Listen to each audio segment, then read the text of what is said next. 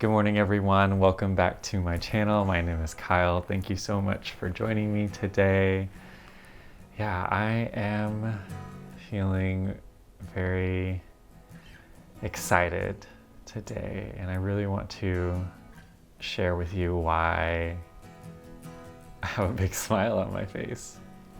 I literally slept for like 4 hours last night because my mind was racing in maybe the best way possible in thinking about all of the things that I'm planning and all of the events that are going to unfurl in the coming weeks. And yeah, I experienced a big spark this past weekend, a big internal shift that came through going on a partially silent retreat in Joshua Tree in the desert. And I just wanted to share a little bit about that experience and what I received during that time, and hopefully what I can offer to you that you also might be able to integrate into your life. So I went on this 4-day retreat with my roommates. It was a Cutie POC LGBTQIA plus retreat, and Cutie POC stands for queer, trans, intersex, and gender expansive people. And so this retreat was about 4 days long. It was like partially silent. There was a lot of silence in the beginning, and then as the days unfurled, I think it made sense everyone to speak and to build community and connect with each other. And the two words that I have been using to describe to people how it was when they ask me, how was your retreat? I say it was essential and transformative. Essential because I feel like I can't even recommend going on a silent retreat. I think now it just feels like a requirement as a human being to experience life. Like, everyone needs to go on a silent retreat and be silent with themselves and be silent in community and experience that and allow what unfurls in the silence to unfurl and to, have that experience. And transformative because I received so much internal clarity just by witnessing the people around me and the teachers and the organization that put on the event. I think there are a lot of different things that I could share of what happened on this retreat.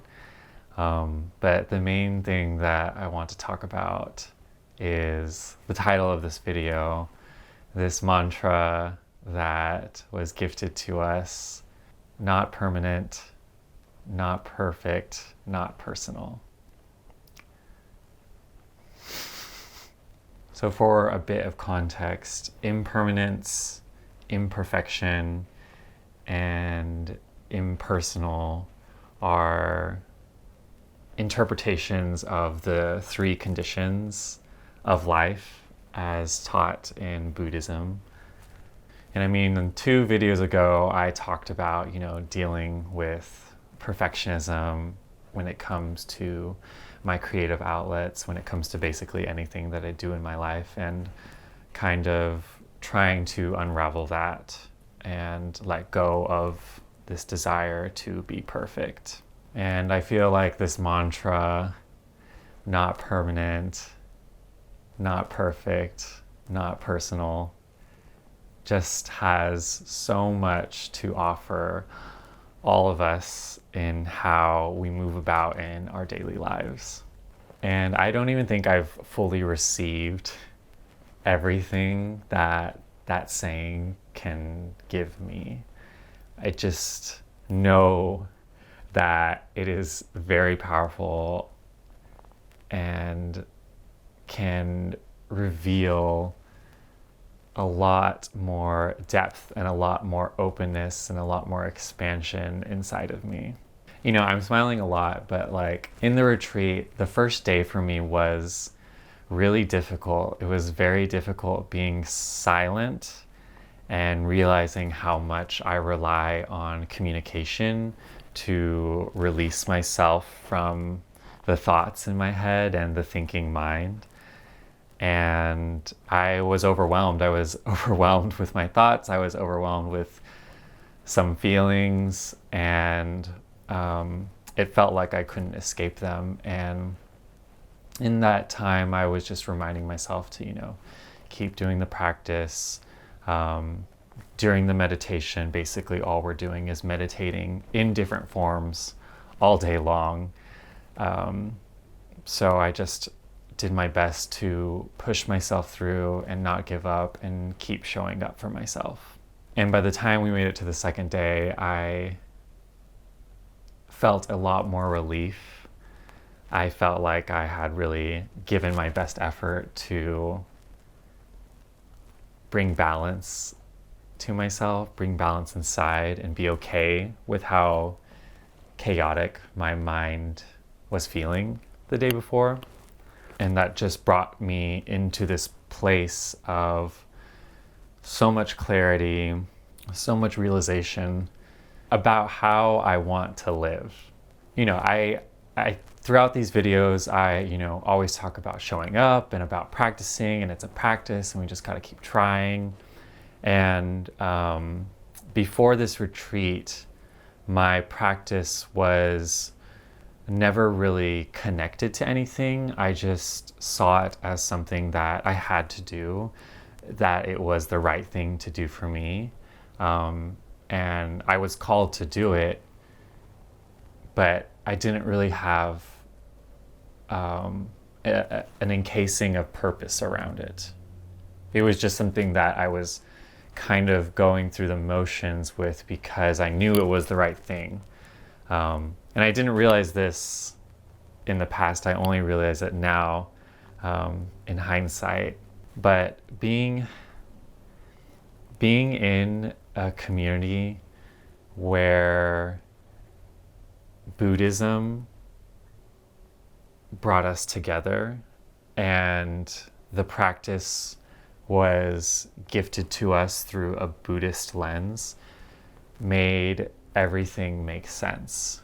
I feel like there's a lot of talk online right now, like, do this for your mental health and do this to stay positive, and it's all about mental health and how your brain feels, and a lot of messages centered around mental health and trying to make your mental health better. And for me now, what I'm realizing is that I don't live this way for my mental health. I live this way because that's what I'm called to do. I live this way because it makes everything else feel so right. It makes everything feel very purposeful. And like the benefits of a well-regulated nervous system, the benefits of happiness, the benefits of increased joy, those are all just side benefits that come from this lifestyle. This lifestyle devoted to practice, this lifestyle devoted to making commitment to discipline, to showing up, to quieting my mind and opening my heart and melting the walls inside of me in order to receive more from this world and from this life. And yeah, I just feel a real transformation of like, this is my life. Like, this is how I want to live. Like, this is how I want to show up in every moment of every day. This is how I want to carry myself. I don't do this for my mental health. I do this because this is how I'm supposed to be living. And I just think that that level of commitment is so powerful to make and so transformative, and will just allow me to shift into perspectives that open me up more to the world. Because, I want to be as open as I am to you, as I am with my friends, as I am with my family, as I am with a stranger. I want to be able to show up as best as I can, whatever that looks like in every moment and every day with whoever I'm around, whether it's by myself or with other people. And having this mantra of not permanent, not perfect, not personal,